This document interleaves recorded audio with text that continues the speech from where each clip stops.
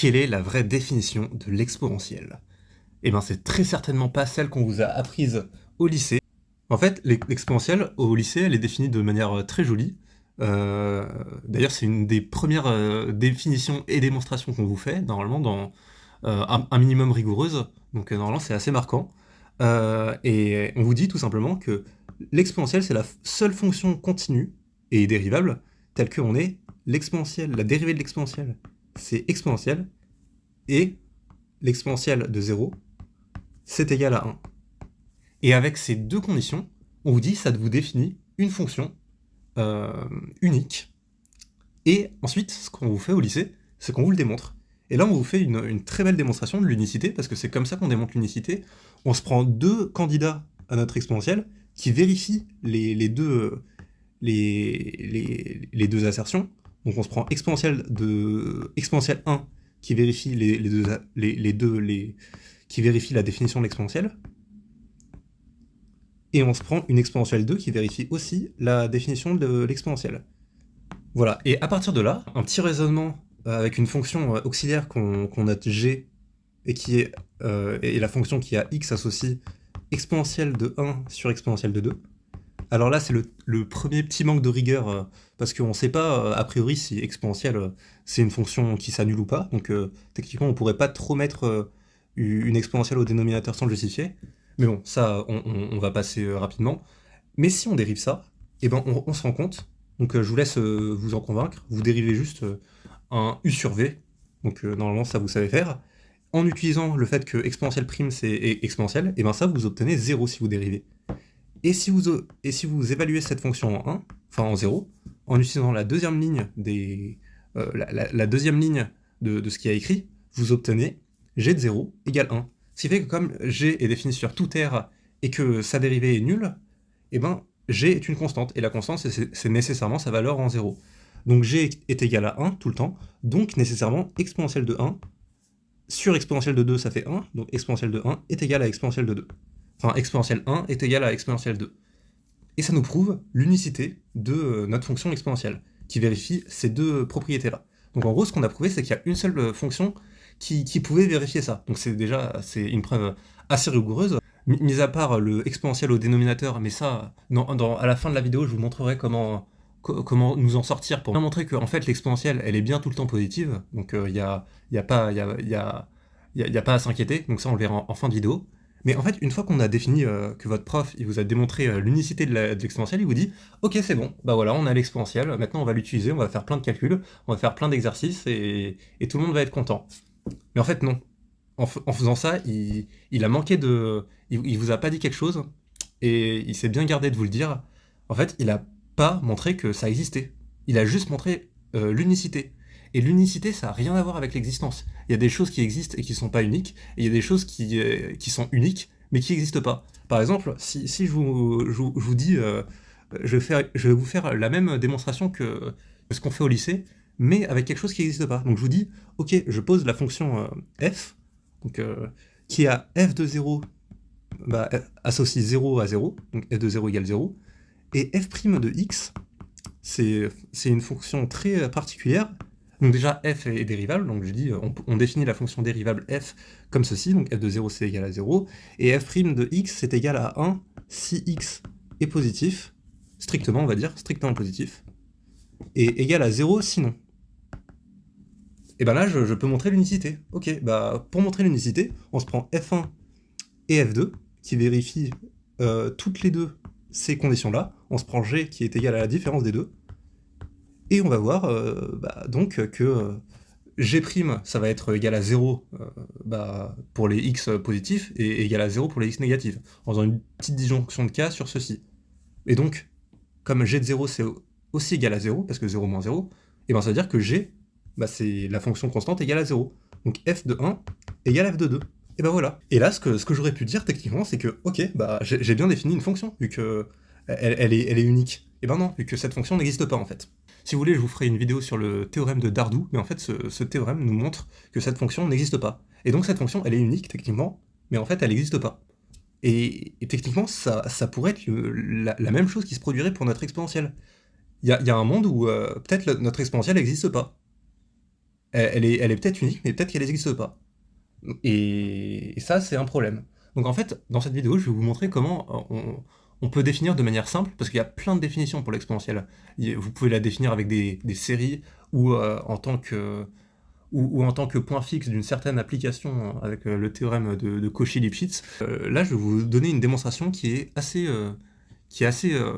déjà rigoureuse et qui va permettre de définir l'exponentielle de manière en garantissant son existence. Et en fait, pour faire cette démonstration, ce qu'on peut faire, c'est juste définir le logarithme en premier.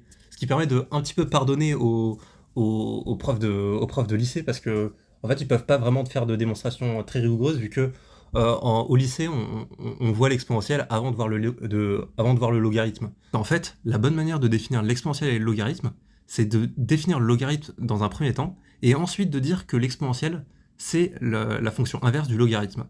Et non pas de faire comme ce qu'on fait au lycée, de définir l'exponentielle, et ensuite de dire que le logarithme, c'est la fonction inverse de l'exponentielle. Le logarithme n'est pas rien, bien sûr. Et c'est là la clé, en fait, parce que le logarithme, en fait, je peux le définir de manière très rigoureuse, en fait. Parce que ln, c'est tout simplement la fonction qui va de r plus étoile dans R, qui a 1 associé 0, et ln', c'est égal à 1 sur x. Voilà, c'est ça notre fonction logarithme, comment elle est définie. Mais là, on pourrait se dire, ok, bah d'accord, je la définis comme ça, mais on a le même problème que pour l'exponentielle, on ne sait pas si elle est vraiment définie. Eh bien si, en fait, ça c'est le théorème fondamental de l'analyse qui nous permet de montrer que ceci existe bien, donc on a bien l'existence. En fait, ln, c'est tout simplement l'intégrale de 1 à x de 1 sur t dt. En fait, le théorème fondamental de l'analyse nous dit que il existe, et on peut la construire, cette fonction. Si vous vous souvenez bien, on l'a construit avec des rectangles qu'on fait avec des épaisseurs de rectangles qui tendent vers 0. Donc avec ça, on peut construire une fonction telle que sa dérivée est 1 sur x. Et on l'a construit à une constante près, et on peut fixer la constante pour que ln de 1, ça fasse 0. Et voilà, donc c'est ça la vraie définition de ln de x. Donc ça, c'est vrai pour tout x qui appartient à r plus étoile. Voilà. Et à partir de ça, on va essayer de montrer que ln de x, c'est bien une bijection. Et si c'est une bijection, on va pouvoir montrer que qu'elle a un inverse, enfin qu'elle a une fonction réciproque, parce que toutes les bijections ont une fonction réciproque. Et si elle a une fonction réciproque, eh ben, on pourra utiliser la formule de dérivation d'une fonction réciproque. Et on verra bien que exponentielle prime, ça fait exponentielle. Et donc on aura bien défini notre exponentielle. Donc pour montrer que c'est une bijection, qu'est-ce qu'on pourrait faire? Et bien déjà, si c'est une bijection, et ben en fait l'ensemble d'arrivée de ln, ce sera l'ensemble de départ de exponentielle. Donc il faudrait que l'ensemble d'arrivée de cette bijection, ce soit r. Et donc il faut que tous les réels soient atteints. Bon, je vous refais cette partie de la vidéo parce que je me suis rendu compte que dans la vidéo, je me suis un peu compliqué la vie. Donc je supprime pas la partie de la vidéo où je me complique la vie, parce que ça peut quand même être intéressant. En fait, pour prouver que ln est une bijection, ce que je vais faire, c'est essayer de comparer la définition de ln, donc l'intégrale de 1 sur t, avec la somme harmonique, donc la somme des 1 sur k. Et il y a plein de démonstrations qui prouvent que la somme des 1 sur k diverge et qui n'utilisent pas le fait que ça ressemble au ln. Donc on prend une démonstration du fait que la somme des 1 sur k diverge, et on fait une comparaison avec l'intégrale qui définit notre ln, et ça nous prouve que ln diverge. Mais bon, ça c'est un peu compliqué à faire, et c'est compliqué pour rien. Donc là en fait je vais vous montrer une démonstration beaucoup plus simple. En fait il suffit de se rendre compte que la formule de ln de x plus ln de y égale ln de x fois y, en fait elle est assez simple à prouver à partir de cette démonstration. Donc c'est juste, on fait un changement affine, donc je vous montre comment on fait à l'écran. Et donc, pour montrer que c'est bien une bijection, ce qu'on peut dire, c'est qu'elle est strictement croissante. Pourquoi? Parce que sa dérivée, c'est 1 sur t, et ça ne s'annule jamais. Et c'est tout le temps strictement positif. Donc, c'est une fonction strictement croissante. Donc, ça sert déjà à prouver que c'est une bijection entre l'ensemble d'arrivée et entre l'ensemble de départ et l'ensemble d'arrivée. Et pour prouver que l'ensemble d'arrivée, c'est R, et ben on va utiliser le fait que c'est strictement croissant, parce qu'on va utiliser le fait que ln de 2, comme c'est strictement plus grand que ln de 1, bah c'est strictement positif. Et ln de 2 puissance moins 1, c'est strictement négatif, comme c'est plus petit strictement que 1, que ln de 1. Et donc, ce qu'on peut se dire par TVI, c'est que l'image de de R plus étoile par la fonction ln, ça va être un intervalle. Ça, c'est juste le TVI. Toutes les valeurs intermédiaires sont atteintes, donc c'est un intervalle. Ensuite, cet intervalle, on va regarder à quoi il ressemble. En fait, c'est un intervalle qui contient des nombres arbitrairement grands. Il contient les ln de 2 puissance n, donc qui sont égales à n fois ln de 2. C'est ln de 2 plus ln de 2 plus ln de 2, c'est ça. Et donc, n fois ln de 2, ça tend bien vers plus infini parce qu'on avait vu que ln de 2, c'était strictement positif. Ln de 2 puissance moins 1, c'est strictement négatif. Donc, ln de 2 puissance moins n, ça tend vers moins l'infini. Et donc, comme c'est un intervalle qui contient des suites qui tendent respectivement vers plus l'infini et moins l'infini, alors ça veut dire que cet intervalle, c'est tout R. Et donc ça nous prouve bien que ln réalise une surjection sur R, et comme ln est injectif car strictement croissant, ln est bien une bijection entre R plus étoile et R. Et on va pouvoir définir l'exponentielle la, euh, comme la réciproque de ln. Donc l'application qui va de R dans R plus étoile. Voilà. Donc je vous laisse avec la deuxième manière de prouver que ln est une bijection. Un peu plus compliquée, mais je la trouve intéressante quand même. Elle permet de bien se familiariser avec la série harmonique, donc la série des 1 sur k. Donc si vous êtes au lycée, c'est parfait, vu que vous allez beaucoup la voir, cette série. Alors comment on va faire ça? Et ben en fait, il suffit juste de montrer que ln de x tend vers 0, enfin tend vers plus l'infini, quand x tend vers plus l'infini. Pourquoi? Parce que, en fait, on a très simplement, avec un petit changement de variable, vous faites le changement de variable x, enfin u égale 1 sur t, donc vous obtenez, là vous obtenez 1 sur 1 sur u, là vous obtenez du sur u carré, avec un moins devant, donc le moins je peux le mettre ici, et là c'est l'intégrale de 1 à 1 sur x. Et ce qui fait que vous obtenez la relation très connue que ln de x c'est égal à moins ln de 1 sur x. Voilà. Donc en gros, si je prouve que ln de x tend vers plus l'infini, et ben ça veut dire que, si je prouve que ln de x tend vers plus l'infini en l'infini, ça prouve que ln de x va tendre vers moins l'infini en x tend vers 0. On le voit avec la relation ln de x égale moins ln de 1 sur x. Donc voilà, il y aura juste ça à prouver. Et comment on va prouver ça? Et ben en fait, on va utiliser la définition, on va dire que c'est défini par une intégrale, et on va faire une comparaison un petit peu série intégrale. Mais cette fois-ci, on va la faire dans le sens inverse de ce qu'on a l'habitude de faire, parce que d'habitude, ce qu'on essaye de faire, c'est comparer la série à l'intégrale, parce que l'intégrale, on la connaît bien. Mais là, c'est la série qu'on va bien connaître. On va comparer ln de x à la série des 1 sur n, donc la série harmonique. Donc je rappelle la définition de la série harmonique, ou de la somme harmonique, vu que pour l'instant, c'est pas une série. Et d'ailleurs la série converge, donc je sais même pas si on dit série harmonique, vu que techniquement la série diverge. Bon, j'irai vérifier. Donc c'est la somme de n allant de 1, donc si je mets un n, donc, comme j'ai déjà mis un n, c'est la somme de k allant de 1 à n des 1 sur k. Et ça, on va essayer de comparer cette série, enfin cette somme, à notre intégrale. Alors comment on va faire? Tout simplement, on va dire que hn, c'est tout simplement égal à 1 plus tous les termes après le deuxième terme. Bon, j'ai juste mis le premier terme à part. Pourquoi? Parce qu'en fait, ça c'est juste pour dire que ce cas-là, il va être plus grand que t, pour t qui varie entre n-1, enfin entre k-1 et k. Donc c'est juste pour ça que je le fais. Donc s'il est plus grand le k et qu'il est au dénominateur, bah ça ce sera une minoration. Pourquoi? Parce que j'ai montré que hn tend vers plus l'infini, et donc si hn tend vers plus l'infini, et ben ce qu'il y aura de ce côté-là de l'inégalité, bah, ça va tendre aussi vers plus l'infini. Donc je vais faire ma minoration, donc c'est 1 plus la somme pour k allant de 2 à n de l'intégrale de k-1 à k de 1 sur t. Voilà, donc la plus petite valeur de 1 sur t, c'est 1 sur k.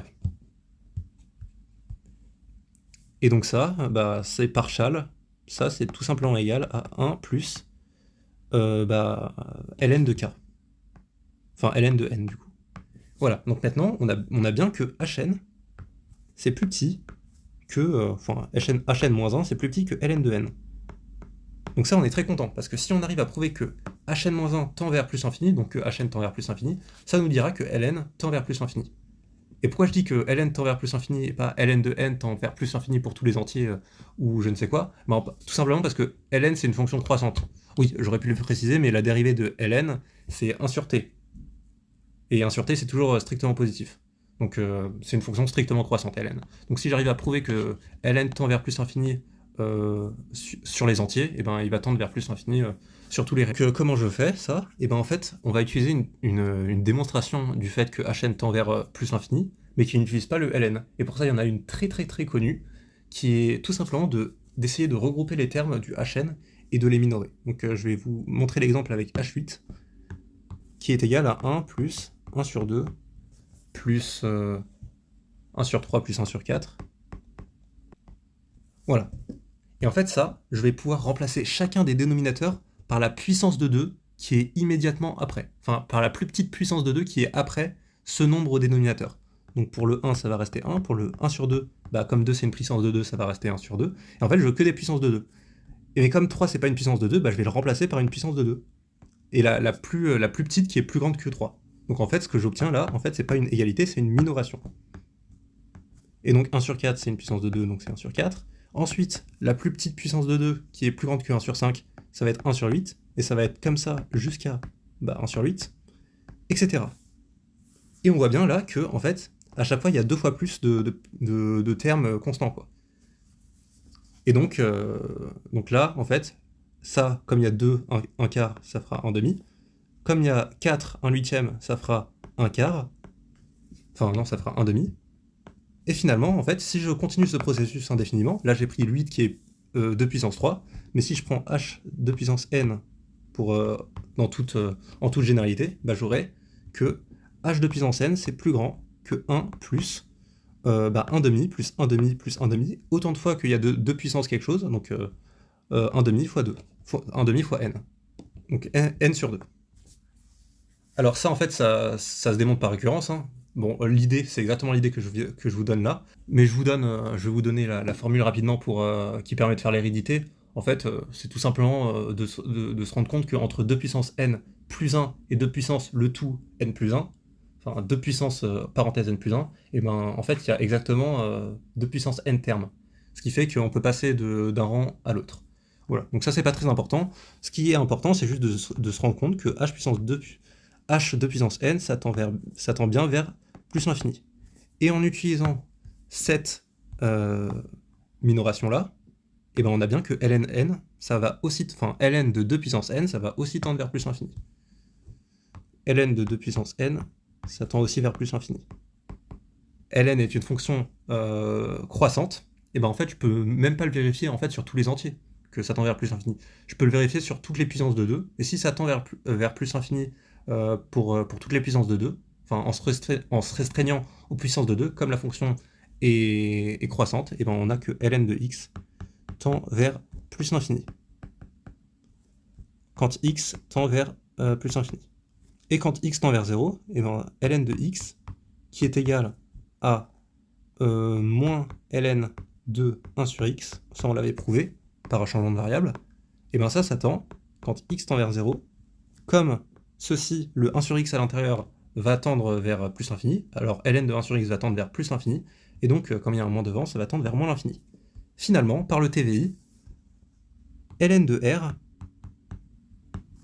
est égal à r plus étoile. Non, ln de r plus étoile, c'est l'ensemble de définitions, est égal à r. Parce que ça va de moins l'infini à plus l'infini, donc vous faites le TVI et vous vous en sortez. Finalement, comme ln est strictement croissante, alors ln qui va de r plus étoile dans r est une bijection. Et là, on pose et on définit exponentielle comme ceci. Exponentielle, c'est la fonction réciproque de ln. Et pas l'inverse. C'est pas ln qui est défini comme étant la fonction réciproque de exponentielle. Donc exponentielle, c'est une fonction. C'est une fonction, donc on échange les deux trucs, qui va de r dans r plus étoile. Et là, en fait, c'est ça la preuve que exponentielle ne s'annule pas. En fait, la preuve que l'exponentielle ne s'annule pas, c'est dans, c'est dans la définition de l'exponentielle. Et ça va nous aider pour justifier l'unicité de l'exponentielle, du coup. Alors, il reste encore à prouver les deux choses. Donc, il faut prouver que l'exponentielle vérifie bien les deux axiomes. Donc, est-ce que exponentielle de 0, ça fait 1? Bah oui, parce que ln de 1, ça fait 0. Donc, par définition d'une fonction réciproque, exponentielle de 0, ça fait 1. Ok, et maintenant la deuxième. Exponentielle prime, est-ce que c'est égal à exponentielle? En fait, ce qu'il faut dire, c'est que comme ln prime ne s'annule pas, parce que c'est 1 sur t, alors exponentielle est dérivable en tant que fonction réciproque de ln. Voilà, donc ça c'est une petite démonstration qui est assez sympa. C'est de dire que si la fonction, en fait, elle s'annule pas, donc si la dérivée de la fonction ne s'annule pas, donc s'il n'y a pas des paliers sur la fonction, et ben en fait la réciproque, eh ben, elle va être aussi dérivable. Donc si vous voulez, je pourrais faire la démonstration en vidéo si vous avez envie, mais peut-être que vous la connaissez déjà cette démonstration. En tout cas, c'est pas évident, ça demande une démonstration, donc dites-moi si vous la voulez. Et donc, comme on sait que exponentielle c'est dérivable, eh ben je peux tout simplement dériver l'expression suivante. Donc pour tout t appartenant à R, on a que ln de exponentielle de t, c'est t. Donc en fait la démonstration qui nous dit que exponentielle est dérivable comme ln est dérivable, en fait elle nous donne la dérivée de exponentielle, enfin elle nous donne la dérivée de la fonction réciproque, mais c'est une formule assez compliquée à retenir, la dérivée d'une fonction réciproque, alors qu'il y a une technique toute simple pour la retrouver. En fait, c'est tout simplement d'écrire la relation qui définit le fait que c'est une fonction réciproque, et ensuite, on dérive cette relation.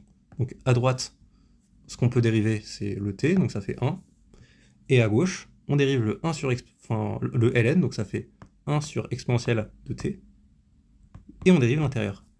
Et ça tombe bien parce que l'intérieur, c'est notre fonction dont on cherche la dérivée. Donc ça me fait exponentielle prime de t, en dérivant. Et donc, là, on fait passer le exponentielle t de l'autre côté, et on obtient bien que exponentielle prime est égale à exponentielle. Donc ça aussi, c'est vérifié. Donc je peux enlever le point d'interrogation. On a bien défini notre fonction exponentielle. Et on l'a défini, on a prouvé son existence en tant que fonction réciproque. Une fonction réciproque existe. Si on a une bijection, la fonction réciproque existe. Et maintenant, on va prouver son unicité. Alors pourquoi on peut prouver son unicité maintenant? Et ben en fait, je peux juste me prendre une fonction exp0 qui vérifie les deux axiomes, donc exp0 de 0 égale 1 et exp0 prime égale exp0. Et là, je définis mon g comme étant exponentielle 0, enfin exp0, c'est difficile à dire, divisé par exponentielle. Mais là, on va se dire, ok, j'ai toujours le même problème, exponentielle, ça peut s'annuler. Eh ben non, parce que exponentielle, c'est une fonction qui, par définition, arrive dans R plus étoile. Donc elle va pas s'annuler, donc vous dérivez ça, vous trouvez bien que g' égale 1, enfin g' égale 0, donc g égale 1, et donc exponentielle est unique. Voilà, c'est la fin de cette démonstration. J'espère que vous l'avez aimé. Si vous l'avez aimé, n'hésitez pas à vous abonner, parce que je vais faire plein d'autres vidéos, n'hésitez pas à liker également. Et d'ailleurs, j'en profite pour vous prévenir que je reprends les cours particuliers, donc si vous avez envie de vous améliorer en maths, eh ben vous pouvez m'appeler, le lien est dans la description. On verra si je peux vous aider. Je vous remercie, passez une très bonne soirée, et à la prochaine.